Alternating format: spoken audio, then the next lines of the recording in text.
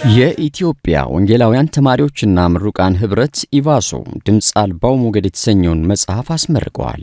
የመጽሐፉ የምረቃ መርሃ ግብር የተካሄደው ነሐሴ 9 2018 ዓ.ም ሳር ቤት በሚገኘው ዓለም አቀፍ ኢቫንጀሊካል ቤተክርስቲያን ሲሆን በምርቃት መርሃ ግብሩ ላይ ተማሪዎች፣ የቤተ እምነት መሪዎች፣ መጽሐፉን የገመገሙ ጸሐፊዎችና አርታዮች ጥሪ የተደረገላቸው እንግዶችም ተገኝተዋል። ድምጽ አልባው ሞገድ መጽሐፍ ከ1957 እስከ 2007 ዓ.ም የኢትዮጵያ ወንጌላውያን ተማሪዎችና ምሩቃን የ50 ዓመት የትውልድ ታሪክ ላይ የሚያጠነጥን በጸሐፊ ወንድያሌ የተጻፈ በ314 ገጾች በ15 ምዕራፍ የተዋቀረ ታሪካዊ መጽሐፍ ነው። የመጽሐፉን የምረቃ መርሃ ግብር በጸሎት ያስጀመሩት የቀድሞው የኢቫሱ ዋና ጸሐፊ ፈቀደ ተፈራ እንደተናገሩት ኢቫሱ በ1968 ዓ.ም በተማሪዎች አገልግሎት የተወለደ መሆኑን አስታውሰው እግዚአብሔር ባለፉት 50 ዓመታት ስለሰራው ታላቅ ሥራ የምናመሰግንበት ጊዜ ነው ብለዋል። በማስከተል ቆየት ያሉ የኳየር መዝሙሮችን የአሁንና የቀድሞ ዩኒቨርሲቲ ተማሪዎች የመዘምራን ህብረት በመዝሙር ካገለገሉ በኋላ ቃለ እግዚአብሔርን ጋሽ ንጉሴ ቡልቻ አካፍለዋል። በማስከተል የኢቫሱን የረጅም ጊዜ አገልግሎት ጉዞ አስመልክቶ ምስክርነታቸውን የዩኒቨርሲቲ ምሩቃን በሆኑት በረከት ኢያሱና ህሊና መኩሪያ ለታዳሚዎች አሰምተዋል። የመጽሐፉ ታሪክ ከተካተተበት 1957 እስከ 2007 ዓ.ም አሁን ላይ የኢቫሱ እንቅስቃሴ ምን መልክ እንዳለው የኢቫሱ ዋና ጸሐፊ የሆኑት ኢዮስያስ ጸጋይ ለታዳሚዎች ባሰሙት መልእክታቸው ተማሪዎችን ደቀ መዝሙር በማድረግ ስልጠና በመስጠት ለቢዝነስ ስራና ፈጣሪዎች እገዛ በማድረግ የቡድን የመጽሐፍ ቅዱስ ጥናት በማድረግ ከ50 ሺህ በላይ ተማሪዎችን በ195 ኮሌጆችና ዩኒቨርሲቲዎች በ125 የሙሉ ጊዜ አገልጋዮች አገልግሎቱ እየተካሄደ መሆኑን አቶ ኢዮስያስ በገለጻቸው አስታውቀዋል።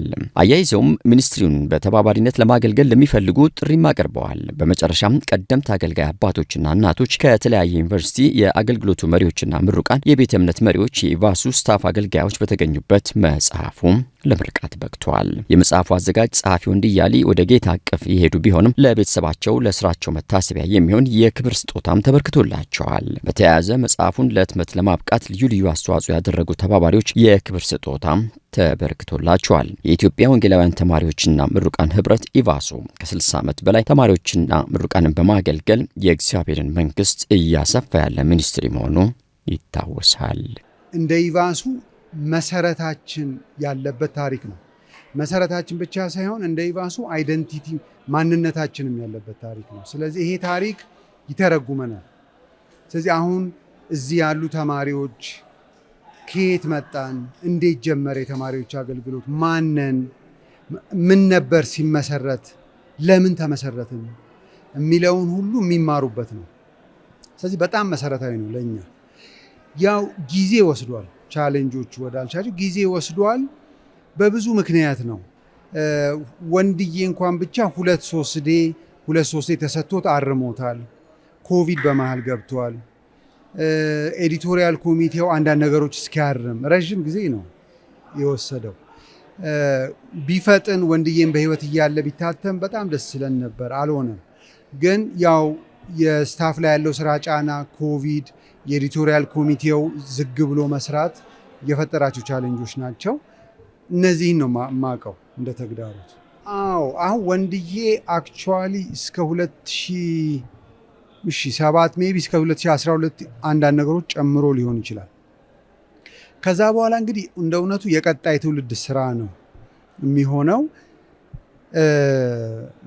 በየህብረቱ በየተማሪዎች ህብረት ውስጥ ግራጁዌትስም የኢቫሱ አካል ናቸው። የየህብረቱን ታሪክ ከተባለ በተለይ አሁን ነባር ዩኒቨርሲቲዎችን አስባለሁ እና አለማያ፣ እነ አዲስ አበባ ዩኒቨርሲቲ፣ እነ ጎንደር፣ እነ ጅማ፣ እነ ሐዋሳ ግብርና በጣም የቆዩ ናቸው። ከንጉሱ ጊዜ ጀምሮ የነበሩ ታሪክ ዩኒቨርሲቲዎች ናቸው። ህብረት ከዛ ጊዜ ጀምሮ አለ እና ወይ እንደተቻለ በሚሰጠው ርማት ይህንኑ አዳብሮ ካልሆነ ቅጽ 2 ተብሎ የአዳዲስ ዩኒቨርሲቲዎችን ታሪክም ጨምሮ ኢቭን እኔ ምን ኢንከረጅ አረጋለሁ፣ አንዳንዱ ህብረት የየራሱን ታሪክ ራሱ ቢያወጣው በጣም ብዙ ነው ያለው ታሪክ። ስለዚህ እንደሱ እያለ ቅጽ 2 ቅጽ 3 እያለ ሁሉ የመሄድ አቅም ያለው ነው ታሪኩና እንደሱ እያለ ይቀጥላል ብዬ አስባለሁ። እንግዲህ በዚህኛው ቅጽ ደረጃ የዘነጋናቸው በጣም ተርጓሚ የሆኑ ታሪኮች ሊኖሩ ይችላሉ። መውጣት ያለባቸው የመስራቾች ታሪኮች ሊኖሩ ይችላሉ። ኢትዮጵያ ውስጥ ባለመኖራቸው ያላገኘናቸው መስራቾች ሊኖሩ ይችላሉና እሱ ከተሟላ በዚሁ አውድ ሊቀጥል ይችላል። ግን አዳዲሶቹን ካካተተ ቮሊዩም 2 ቮሊዩም 3 እያለ ነው የሚሄደው። ሰፊ ነው በጣም እንደሱ እያለ ይዳብራል የሚል ተስፋ አለኝ። ለኤልሻዳይ ቴሌቪዥን ሰለሞን ተክለ ጻዲቅ